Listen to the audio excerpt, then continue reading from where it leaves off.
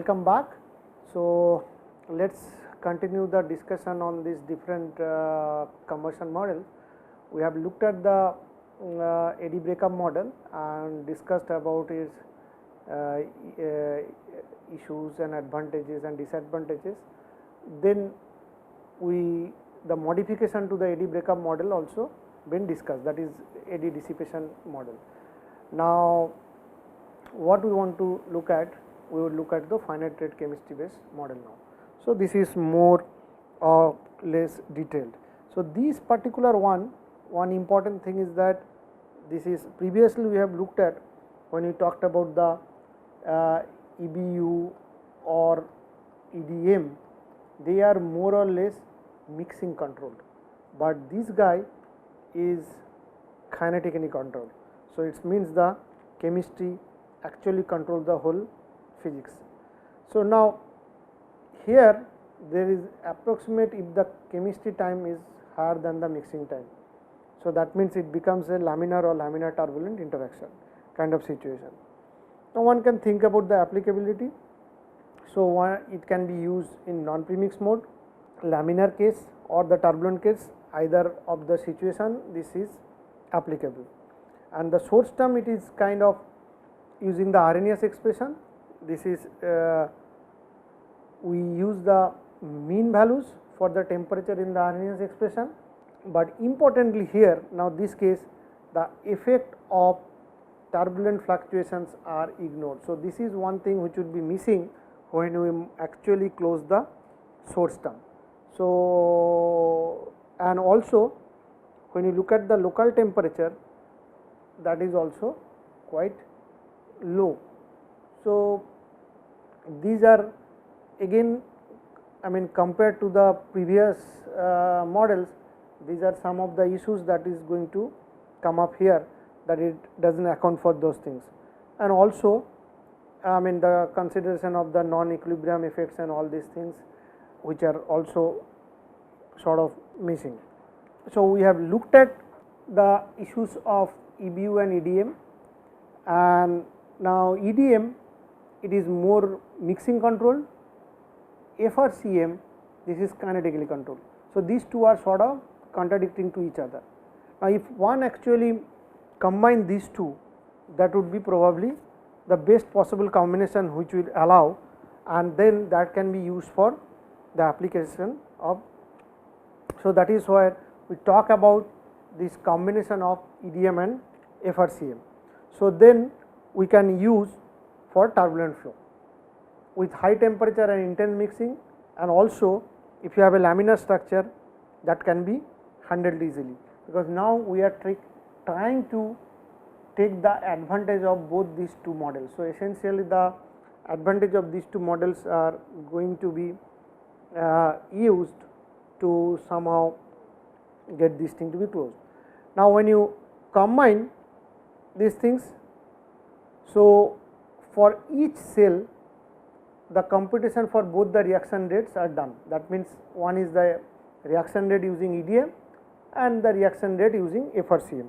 Then we actually look at the smaller one to determine the reaction rate. To determine the reaction rate, we actually pick the minimum or the smaller of between the EDM and FRCM, and then we look at the local chemistry and mixing control situation which will allow to choose what is supposed to be added along with this reaction source term to take the advantage of whether it is an kinetically controlled situation or it is an mixing control situation.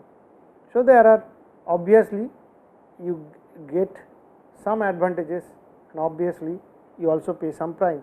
So, there is a large range of applicability. So, this is one of the biggest advantage, that once the applicability range or application range increases, that would be one of the best thing one would expect to have. But the other disadvantage is that there is no turbulence chemistry interaction. So, though we are coupling these two model, then taking the advantage of these two, but there are still remain some issues. So, then the further modification which was proposed is the eddy dissipation concept, which is by extension of the EDM, where it does not take into account the detailed chemistry, but now EDC can consider detailed reaction kinetics. So, that means it can take the multi-step reaction chemistry into consideration. So, what it does that if you have a computational cells like this, then you divide that into a small section. This is your sort of a reaction zone and this is your mixing area. So, the cell is divided into two segments. One is the reaction zone, which is a fine scale structure, and then there is the, so these reactions are happening on the small scale, which is called the fine scale, and that is estimated like this. These are the C xi is the model constant and the volume of the cell would be xi cube. So, reaction rates are determined by obviously Arrhenius reaction, because that takes into account all the detailed chemistry, and then the time scale of the reaction, which is also estimated as a tau, which is C tau into nu by epsilon to square root of that. This is also a model constant. So, these are the constants which are default model constant, which was proposed by originally by the EDC model, but later on it has been shown by different researchers that this requires some tuning depending on the particular application. So, more or less these constants work well for large range of application, but at the same time this can fail for the small, the particular or rather specific application that one has to deal with. Now, once you have this, so you need the boundary and initial condition for the reactions. So, one of the assumption is that you have a pressure constant situation, that means it is sort of an isobaric combustion, and then you need some initial condition which is quite important, that is for temperature and the species mass fraction or mass molar concentration, whatever it is. Then we need reaction time scale and then the numerical integration. That means the one of the algorithm which was proposed by Pope is that ISAT algorithm, which is quite efficient when you get this numerical. Then we close the source term, the reaction source term. This is my chemical source term. So, this is for individual species here, since we are solving individual species mass transfer equation. So, each mass species will have a source term in terms of a chemical source term, and that is closed like xi square fine scale square tau into 1 and then yi to y. So, this is an mass fraction on small scale of species after having a reaction over tau. So, that means the mass fraction one has to find out on that these things. Still this is quite, if you look at globally, this has huge advantage from the application point of view. It can be applied to whether premix case or non-premix case or partially premix case, but it has problems if someone, when you apply for using a detailed kinetics and all these things. So, obviously when you use the more detailed kinetics, your computational power would go up. So, the resource requirement becomes quite high, and at the same time this integration of the reaction source term or there, that will lead to some steep differential equation when we try to integrate this species mass fraction. So, these are the things, but there are ways to handle it, because these days the computational power are quite handy due to the advancement of the architecture and all these things, but the differential equation solver, which is another area of concern where actually the ISAT algorithm has been found to be quite effective. Now, if we actually pull up the discussion of this first part, where we first look at the laminar finite rate, this is the where the issue here is that major issue is that turbulence is not considered and the reaction source term, the calculation is made by the Arrhenius equation. Now, if you go to finite rate or eddy dissipation, so there again we use the Arrhenius expression to the calculation of the source term and we calculate the mixing rate, and this is local choice whether laminar or turbulent, depending on that it is used. That means the primarily there is an, now the eddy dissipation, this is solely calculation of mixing rate. Here the kinetics is not considered, that means it is more or less.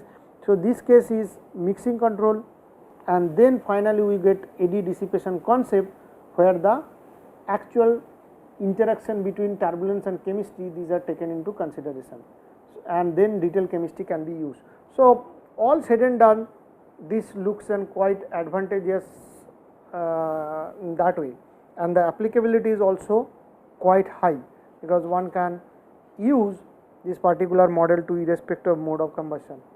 The reason is it solves for individual mass transport equation. So, that gives you the simple models.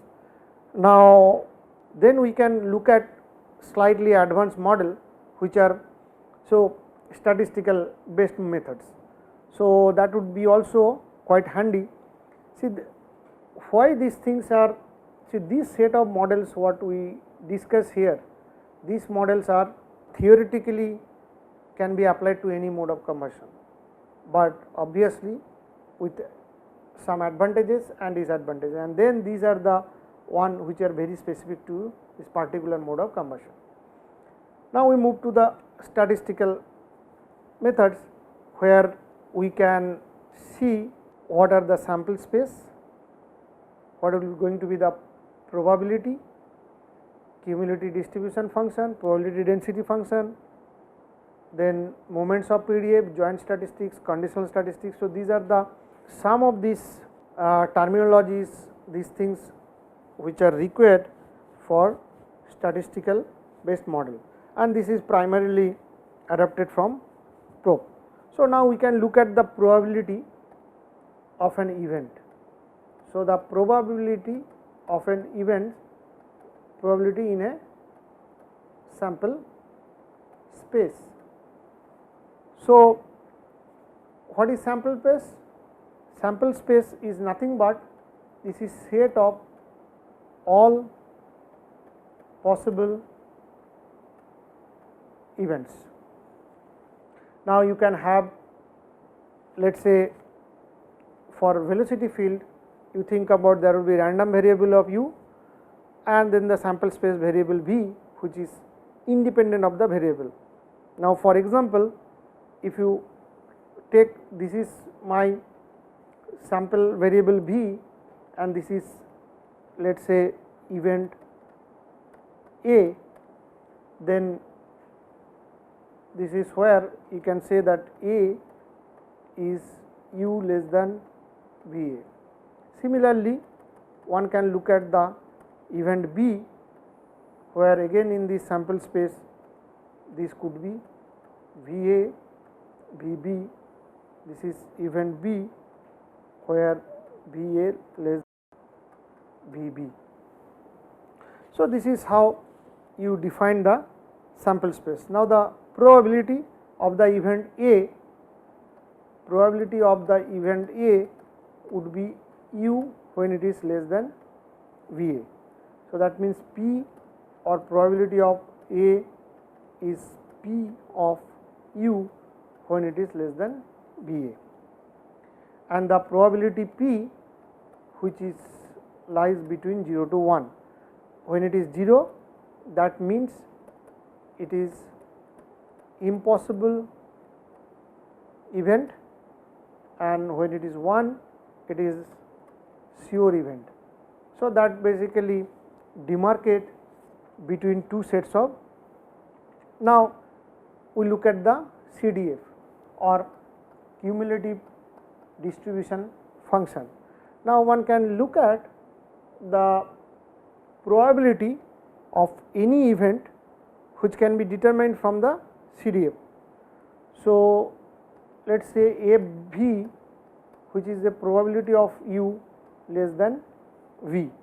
Now, we looked at that thing v where V A, this is my A where u less than V A, this is my event A. Then P A or probability of A is P of u less than V A, which is cumulative distribution function of V A. Similarly, for event B, which is there in between V A and V B, that is B equals to V A less than equals to u less than V B. That means the u lies between V A and V B, then my P B is P of V A, which lies between this, that I can write u less than V B minus P of u less than V A. So, essentially anything this and anything that the subtraction, so that is a V B minus f of V A. So, that is one can write two different probabilistic event in that way. So, there are some basic properties of CDF. So, let us say occurring of event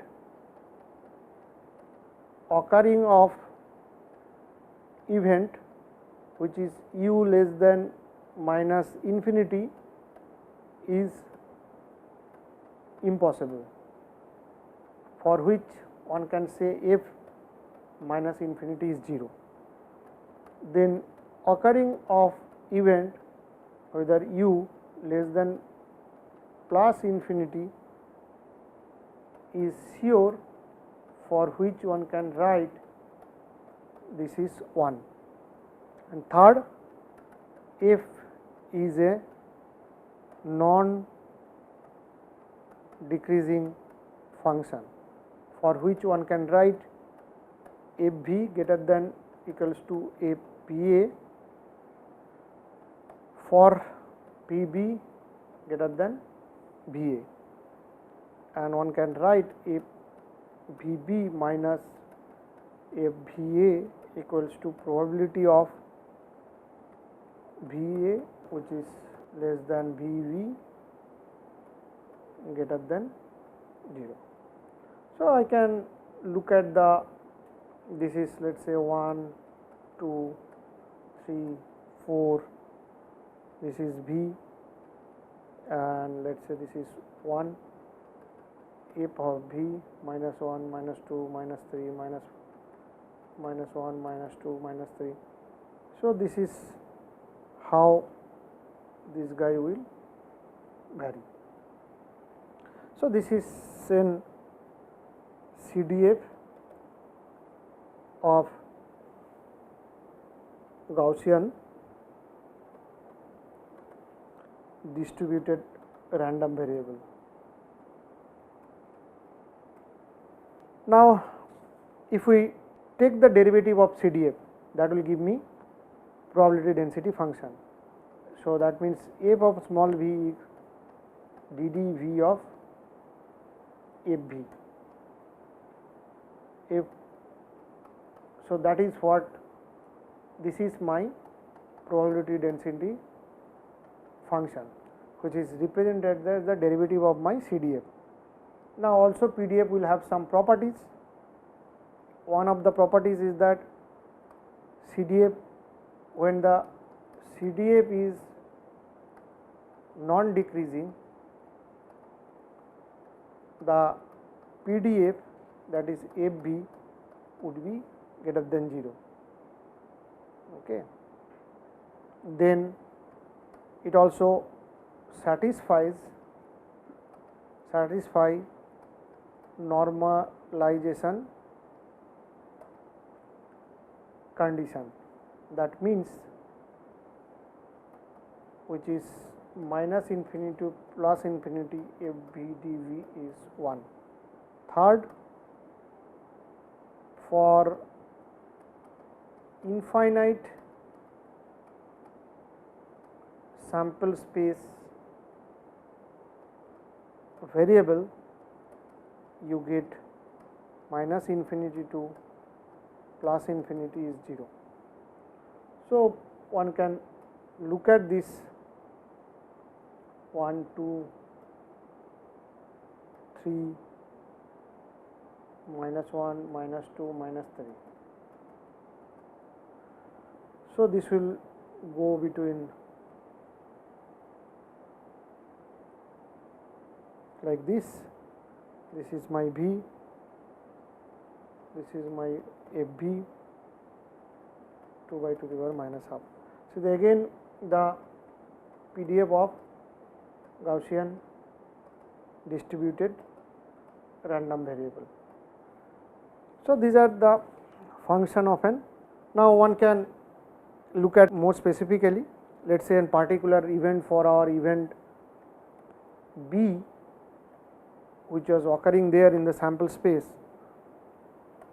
So, the probability was VA less than U less than VB, which was f of VB minus f of VA, that one can write VA to VB FB dV.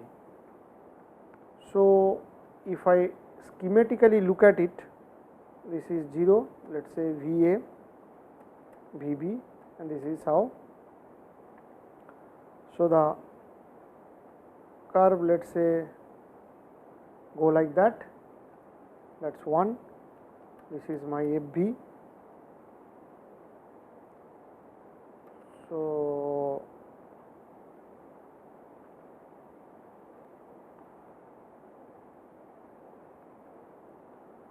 this is my distribution of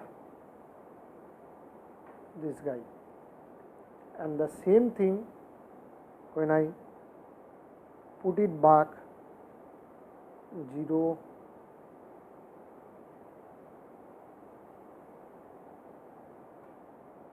this is my space V, this is VB, this is VA.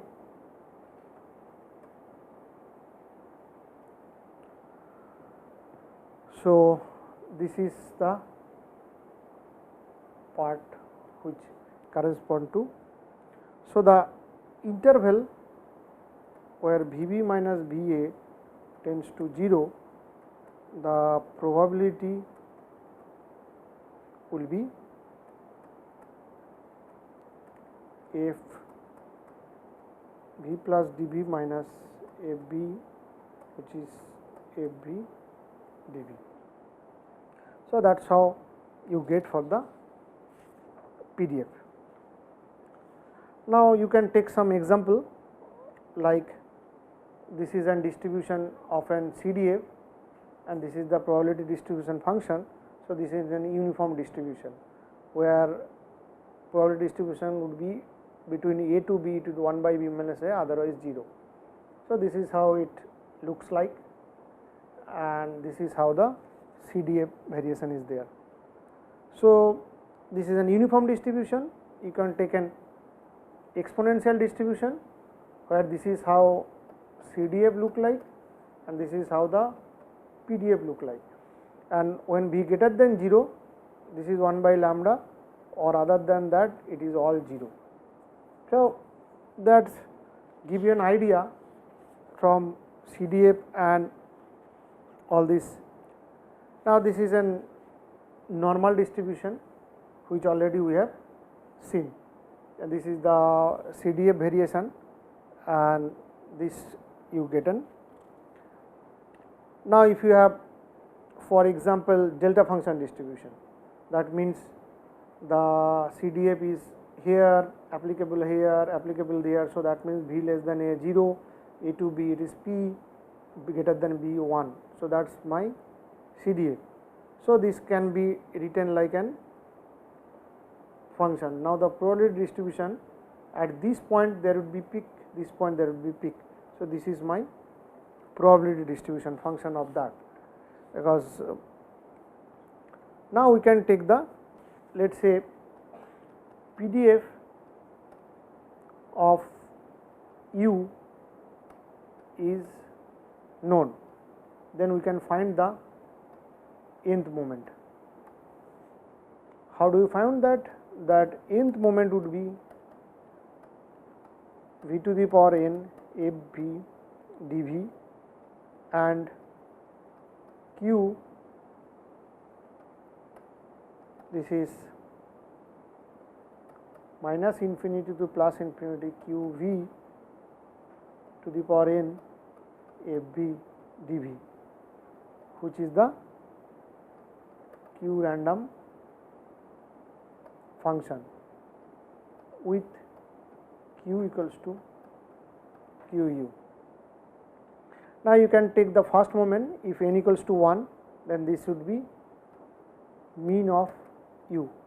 So, the u bar would be minus infinity to plus infinity v fb dv.